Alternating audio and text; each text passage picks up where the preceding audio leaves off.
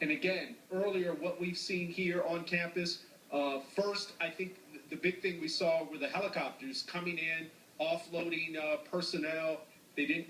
We believe they were Black Hawk helicopters run by the Massachusetts National Guard. We saw SWAT teams exiting those helicopters. We couldn't see what they picked up, if anything, because where they took off from was clear over about 2 buildings behind the one you're seeing there. So we didn't get a good vantage point of exactly what they took from the campus, but you could clearly see over the last couple hours that the helicopters were landing, offloading personnel, and then leaving with something we don't know what at this point.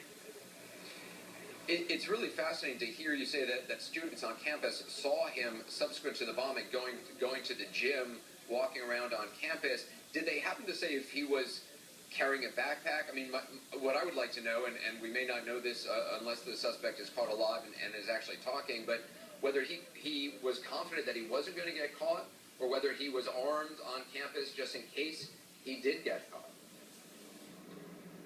Exactly. And Anderson, I just want to draw your attention. Here we see U-Hauls, several U-Hauls being driven by what looks like the same uniforms as some of the SWAT team members that we saw offloading off that helicopter.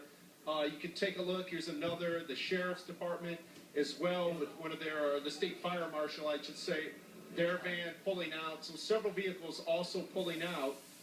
Again, another fire marshal vehicle.